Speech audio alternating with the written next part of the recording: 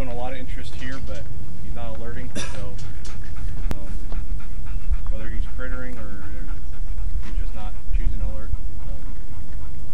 but at this point I call it and see when he's break and get another dog or give him a break and come back and search the dog. Now,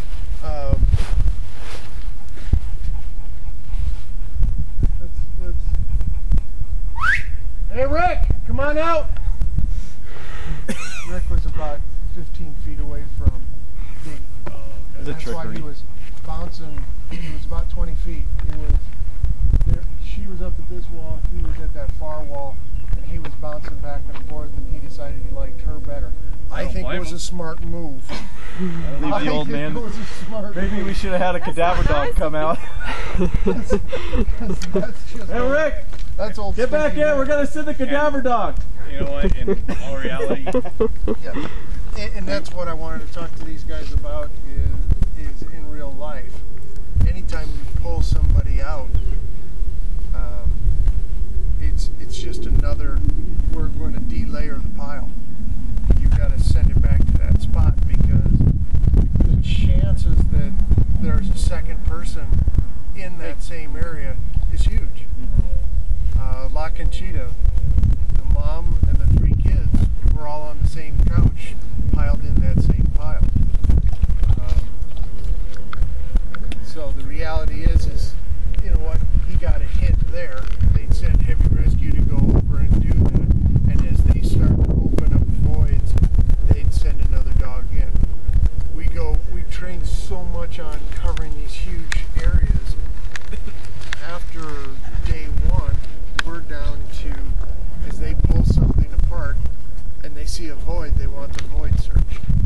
They shove a camera in, can't get it, they put the dog in, they tell you, search that hole. And instead of booming these dogs out, now you're having to go ready, good, search, wait, easy, and put him on that hole. What we were talking about is reality. They send a rescue team over there, they start breaching and breaking, they pull D out.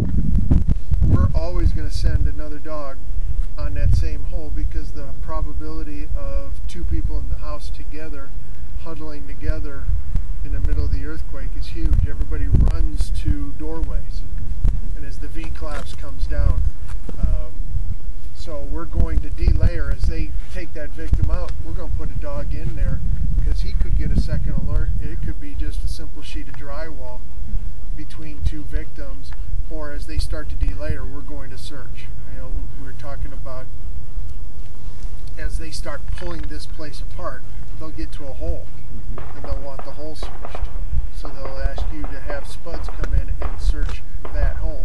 The hole may be that big. Just stick his nose there, huh? No, you know what? You got to respect the dog, but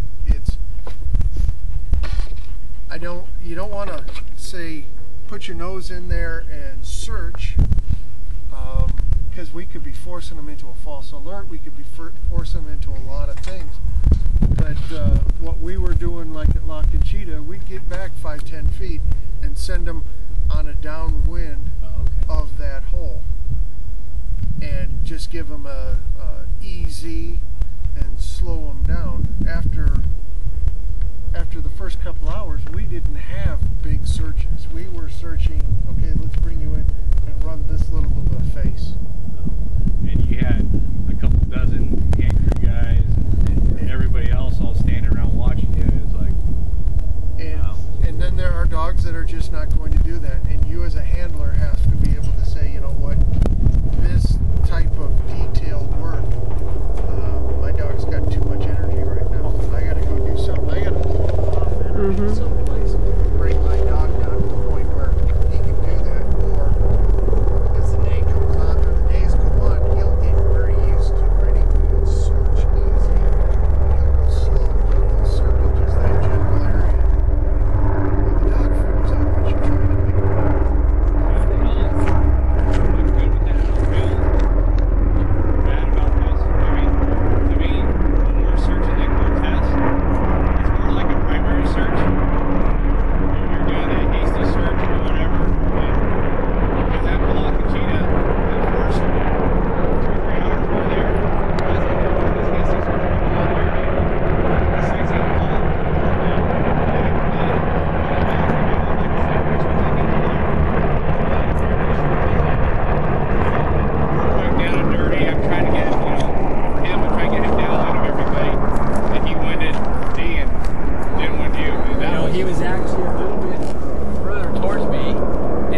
almost like he caught me first, but then he was checking it, and then he got D, and it was all there. He goes, okay. Like we said, he's a discriminating dog. He's a good judge. You have D or you have old. I would leave old too. I understand that. This is I thought it was just this is cadaver I thought work. he was ready to find me, and Russ called him off. Must have been surprised.